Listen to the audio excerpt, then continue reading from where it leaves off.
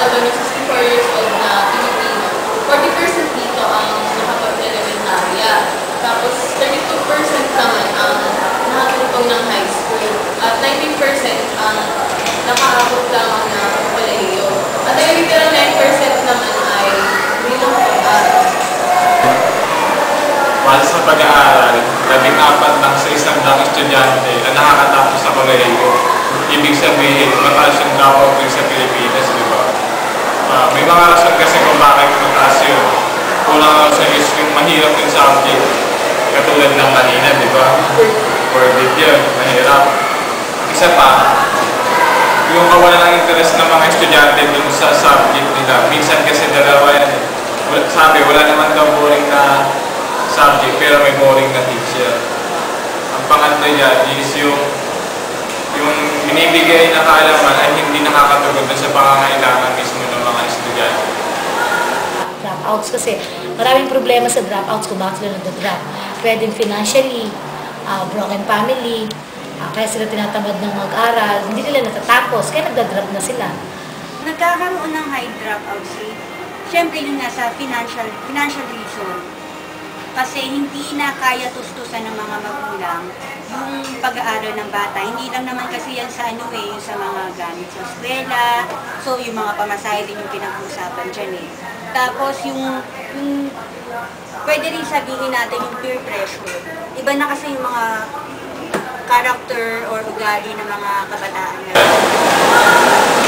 Ang siklap pa rito ay sinabayan pa ng gobyerno ang paglaan ng napakaliit na budget para sa edukasyon. Naglalaro lamang sa pagitan ng 12 hanggang 13%. Ng mga estudyante ay nahihirapan silang tugunan. Halimbawa na lamang yung mga libro, di ba? Meron tayong kakulangan sa libro. Tapos meron pang mga errors ko na hindi na napapalitan ng gobyerno. Halimbawa na lamang yung mga history books, yung asa noon at ngayon. Di ba marami yung errors? Halimbawa na lamang yun, may 400, nagpasata 400 na errors meron yun. Tapos di pa rin siya napapalitan. Sama mo na rin dito yung mga classroom. Marami pa rin dito sa Pilipinas yung mga estudyante nagsisiksikan sa isang classroom, di ba? Hindi paano nangyari sa edukasyon ng Pilipinas na ilalim na yung sistema? Kamusta naman ang mga estudyante sa Pilipinas? Performance ng mga estudyanteng Pilipino sa national at international tests. Noong 2009, 69.21% ang passing rate ng mga grade 6 students sa National Achievement Test. Tumaas na ito ng 24% kumpara noong mga naunang taon. 46.38% naman ang passing rate ng high school na bumaba pa kumpara noong nakaraang taon. Sa international test naman na Trends in International Mathematics and Science Study, kitang napag-iwanan na ang Pilipinas ng ibang bansa. Sa math at science, nasa bottom 5 ang Pilipinas kumpara sa mahigit 40 bansa sa mundo. Maging ang science high school sa bansa ay panghuli sa advanced mathematics category. Ibig sabihin, kulilan na naman ang Pilipinas sa mga international tests. Pero di ba hindi naman ibig sabihin na mababa talaga ang kalidad ng edukasyon sa Pilipinas? Marami lang talagang kakulangan or dapat pang tugunan ng gobyerno. Pero hindi natin masasabi na mababa ang kalidad. Iba kasi 12 years starting to 12 sa international. Kasi yung tatlo na lang kasi tayo dito sa mundo walang 12 years na basic education. Kaya malamang isa rin yun sa naging rason kung bakit nakawala na talaga ang Pilipinas. Kaya nga di ba minsan nahihirapan yung mga overseas workers na kumuha ng magandang trabaho sa ibang bansa dahil nga sa kakulangan din yung years na pag-aaral natin. Kailangan pa nila mag-aaral doon bago pa makamuha ng trabaho. Kaya nga nung nakaraan, may panukala na naman si Noynoy na pagkakaroon ng pagdadagdag ng 2 taong sa basic education.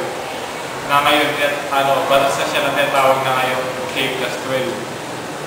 Sa katunay, matagal pinagtatanong yung batas na yun, hindi pa nakaupos Ano nga ba yung K+12? Kasi ang pananaw ng K-12, hindi para pahirapan yung bata na tumagal sa pag-aaral. Kung hindi para alamin ang skills ng bata na ma-develop siya ng another years, i-develop ang skills na yon. Pag nalaman mo na kung ano yung skills na yon, yun na lang yung dine-develop mo. Ngayon ang bata, kung may tinatawag tayong senior high school tsaka junior high school. Pag junior high school, equip na yung bata na kahit hindi siya mag-college, kung kaya naman yan, mga skills, pwede na siyang hindi na mag-senior high school pa. Hanggang junior na lang siya. Kasi may mga batang ganun. Vocational, pwede niyang makuha. Pero sa senior, ang senior high school, yun yung pwedeng mag-college. Mas ano sila, mas tawag dito, mas ibig sabihin,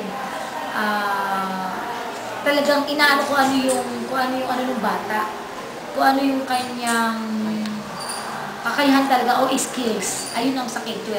Kung malaman mo kung anong skills niya, kaya ayun yung ipupurso doon sa bata.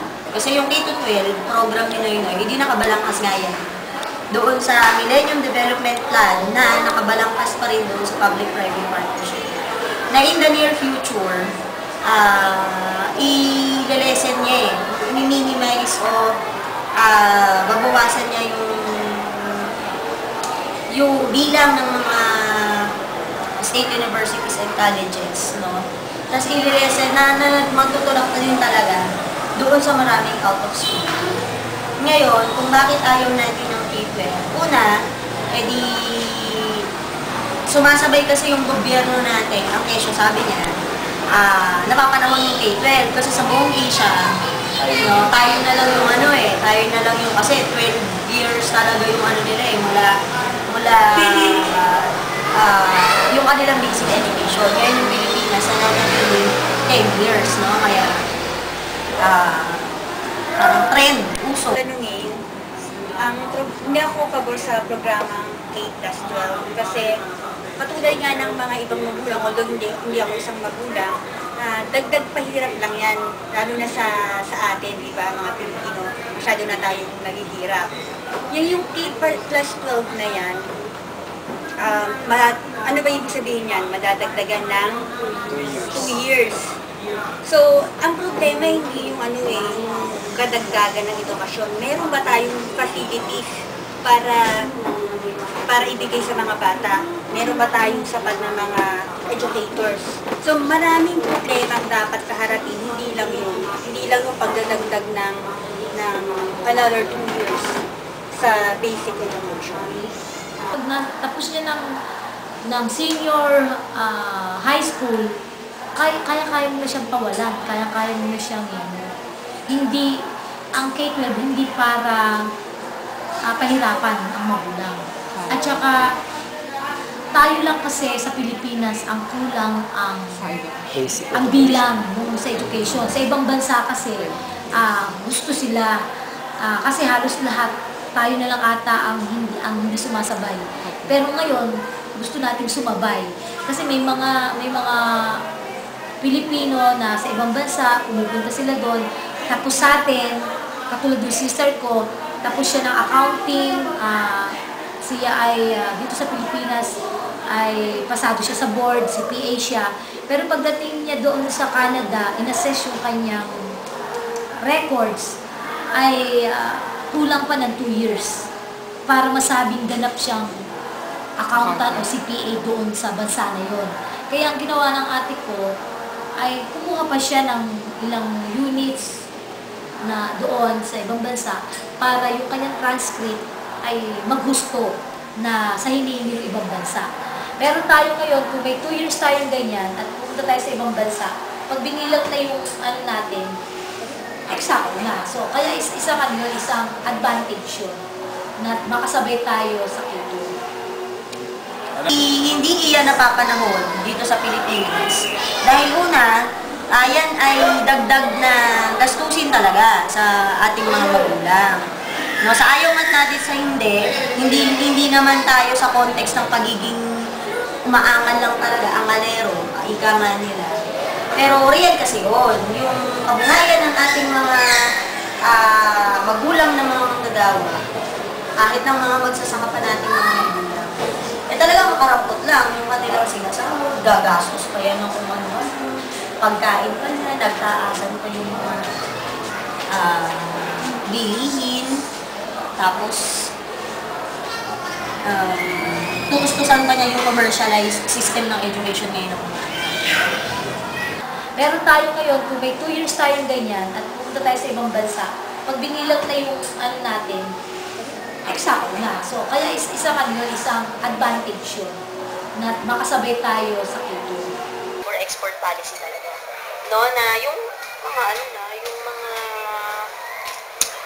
anong tawag dito, yung pag sinabang labor export policy, from the word itself, export, hindi na tayo na lang basta nag-e-export lang ng kopra, yung tao na yung i-export mo sa ibang bansa. Mga bata, hindi syempre kahit ako, kapitalista o negosyante sa ibang bayan, mas gugustuhin ko yung mga bata. Mas malaki yung, mas malalakas yan, matatalino yan, maliligsi yan. Tapos, mahaba yung panahon nila para doon sa contractual na paggawa, contractual execution. Ganyan yung third highlight point na pagpapalala ng labor export policy ng K. Babor ka ba sa K-12?